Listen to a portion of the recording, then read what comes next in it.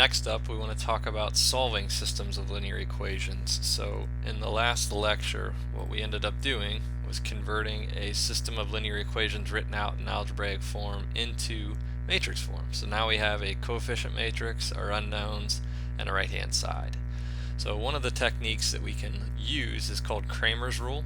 Cramer's Rule lets us solve for an unknown variable by taking the ratio of one determinant divided by the determinant of the coefficient matrix. Now this top determinant is a modified matrix, and that matrix is such that you replace column I with the right hand side. So an example here, in a system, if we wanted to find x2, then we would replace column 2 with the right hand side and then take the determinant of the modified matrix and then divide by the determinant of the original matrix.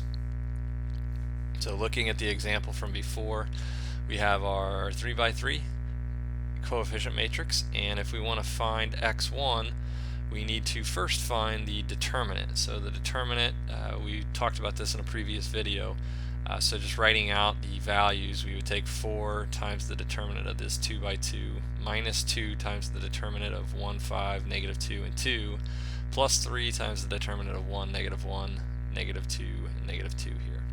And if you do that, you end up with a value of negative 35. So again, this is a non-singular system because the determinant is not 0. If it was 0, we wouldn't be able to solve these because you cannot divide by 0.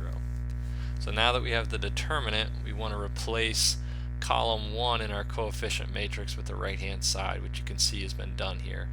And then we just take the determinant of this modified matrix, and the determinant's 35. And then x1 is equal to the determinant of the modified over the determinant of the original. So we get 35 over negative 35. So x1 is negative 1. Next up, we would replace column 2 to find x2. So if you take the determinant of this 3 by 3, you end up with negative 35. And then x2 would be equal to the determinant of the modified matrix over the determinant of the original. So we have negative 35 over negative 35, which is 1. And then lastly, we would replace column 3 with the right hand side and then take this determinant, which yields negative 35. So x3 is equal to the determinant of this modified over the determinant, and again this one happens to be negative 35 over negative 35, and that one is 1 also. So writing out all of the unknowns, we would have a vector here of negative 1, 1, and 1. And that's how you would use Cramer's rule to solve for a system of linear equations. Now this is probably only applicable for small systems of order 2 or 3.